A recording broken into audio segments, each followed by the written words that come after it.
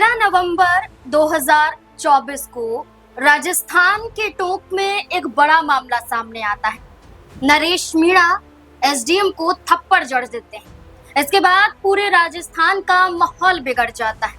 नरेश मीणा की गिरफ्तारी हो जाती है, मामला अदालत तक पहुंच जाता है और राजस्थान हाई कोर्ट से नरेश मीणा को शर्तों के आधार पर जमानत भी मिल जाती है।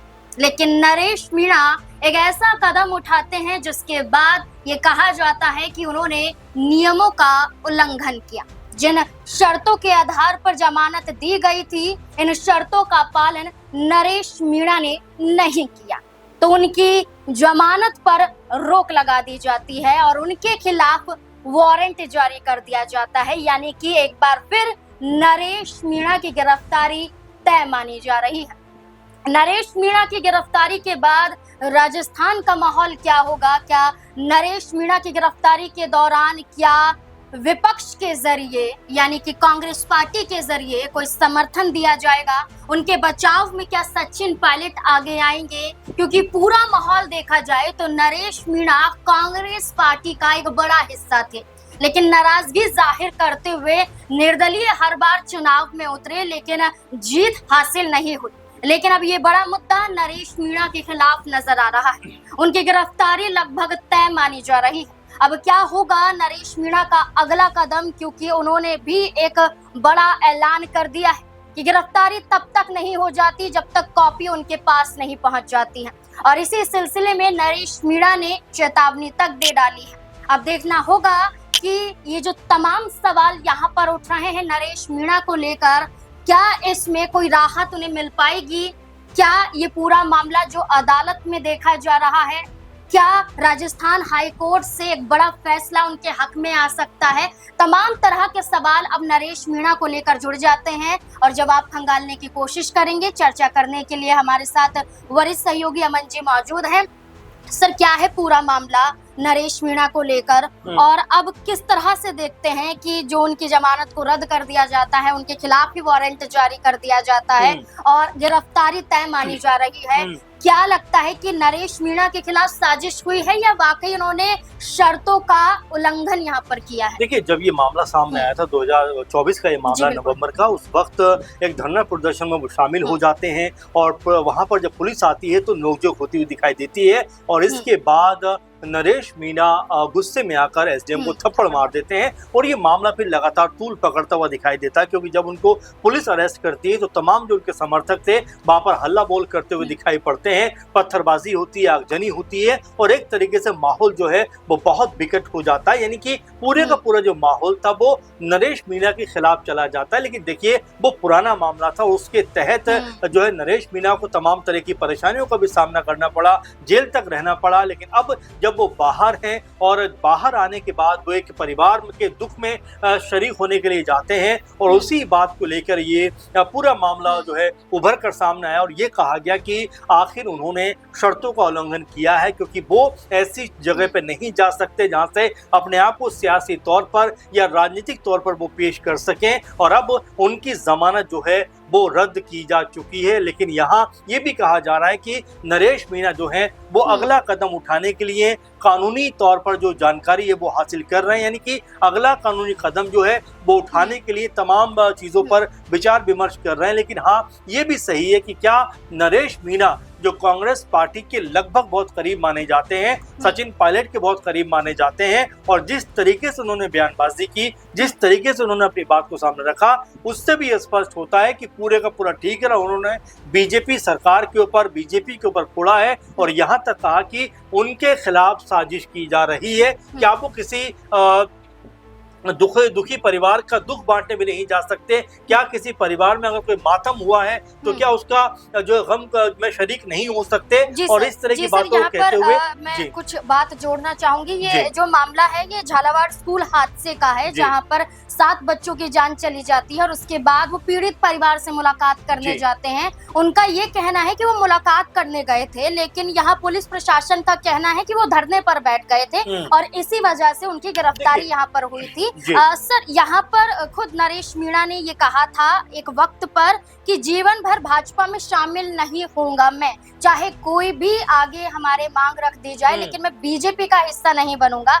और इस वक्त भी उनका ये बयान सामने आया है जब ये पूरा फैसला सुनाया जाता है टोंक की SC/ST कोर्ट से। ये कहते हैं कि शायद अगर मैं बीजेपी ज्वाइन कर लेता तो सब कुछ ठीक हो जाता। देखिए वो क्या कहते हैं, उनका कहने का मतलब ये है कि जो कोर्ट ने कहा है, जो अदालत ने कहा है, उसका मैं सम्मान करता हूं और उसके खिलाफ मैं नहीं जाऊंगा। लेकिन साथ में वो ये भी कहते हैं कि तमाम जो साजिश है ये बीजेपी के द्वारा रची गई साजिश है। सरकार चाहती है कि उनकी आवाज को कमजोर किया जाए, क्योंकि उन्होंने इस मुद्दे को कहीं ना कहीं बुलंद करने का प्रयास किया है। जो तकलीफ में लोग थे उनके गम को हल्का करने का प्रयास किया है। आखिर वो ये कहते हुए नजर आते हैं, कोई ये मुझे बताए कि वो कौन सी शर्त है जिसमें मैं ऐसे गमगीन परिवारों से नहीं मिल सकता। इस तरह की बातें वो यहाँ पर कहते हुए नजर आते हैं। लेकिन ये भी सोचना पड़ेगा कि जिस तरह से नरेश मीणा लगातार अपनी आवाज को बुलंद कर रहे हैं और ये कहते हुए नजर आते हैं कि भाई मैं कभी भी बीजेपी में शामिल नहीं होऊंगा, कुछ भी हो जाए मैं बीजेपी में नहीं जाऊंगा, तो क्या ये माना जाए कि वो कांग्रेस पार्टी में आने को तैयार हैं या निर्दलीय ही चुनाव वो लड़ते रहेंगे? तो ऐसे में नरेश मीणा की बयानबाजी भी कहीं ना कहीं तमाम तरह के सवालों को जन्म दे रही है। और जिस तरीके से उनकी जमानत अब रद्द हुई है, क्या अब यहाँ पर पुलिस उनको हिरासत में लेती हुई नजर आएगी?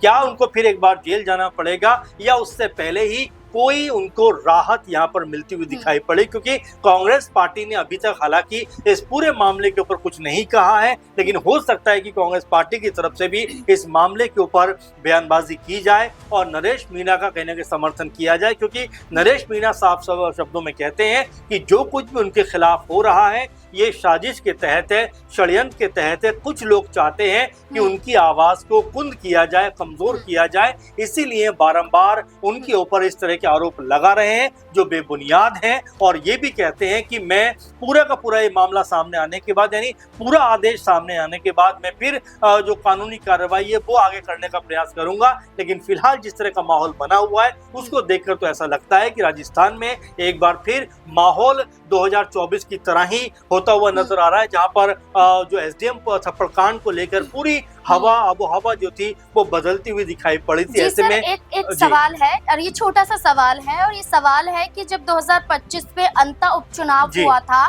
तब भी नरेश मीणा निर्दलीय उतरे थे। उस वक्त कांग्रेस पार्टी के खिलाफ, भारतीय जनता पार्टी के खिलाफ थे, लेकिन उनका समर्थन करने के लिए राष्ट्रीय लोकतांत्रिक पार्टी के मुखिया हनुमान बेनीवाल सामने आए थे, प्रचार प्रसार करते हुए देखे गए थे, खूब समर्थन किया गया था। क्या अब इस मौके में उनके बचाव में वो खुद सड़कों पर उतरते हुए दिखाई दे सकते हैं? जी बिल्कुल, देखिए जाहिर बात है कि हनुमान बेनीवाल वैसे भी इस तरह के नेता रहे हैं जो हर मुद्दे के ऊपर अपनी बात को रखते हुए नजर आते हैं। और जिस नरेश मीणा का इस समय हाल और तमाम चीजें उनके खिलाफ जाती हुई दिखाई पड़ती है, उसको देखकर ऐसा लगता है कि हनुमान बेनीवाल उनके समर्थन में सामने आ सकते हैं। और चूंकि युवाओं की बात करते हैं हनुमान बेनीवाल, बेहतर विकास की बात करते हैं और तमाम तरह के बयानों को लेकर सुर्खियों में बने रहते हैं, ऐसे में नरेश मीणा के ऊपर अगर इस तरह का मामला निकलकर सामने आता है जहां पर उनको जो है जो लग रहा है कि जेल में भी जाना पड़ सकता है, क्योंकि उनकी जो जमानत है वो रद्द की जा चुकी है। और ऐसे में नरेश मीणा के बचाव में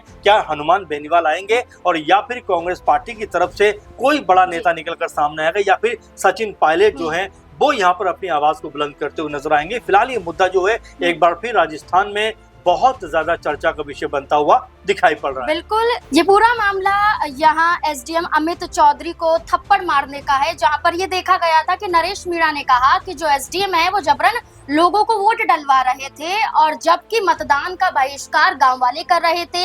ये मामला है 2024 में हुए देवली उनियार उपचुनाव को लेकर, जिसमें वो खुद निर्दलीय उतरे थे प्रत्याशी के तौर पर जीत हासिल नहीं कर पाए, गिरफ्तारी हो जाती है। अब देखना होगा कि नरेश मीणा को लेकर फिर से गिरफ्तारी के आदेश दिए गए हैं, क्योंकि जो जमानत है वो रद्द हो जाती है, वारंट जारी कर दिया जाता है। अब देखना होगा कि क्या माहौल फिर से राजस्थान में गर्माता हुआ नजर आएगा, क्या सचिन पायलट आगे आएंगे, क्या हनुमान बेनीवाल आगे आएंगे, क्या कुछ देखा जाएगा? आपको क्या लगता है? आप अपनी राय कमेंट सेक्शन में जरूर दें।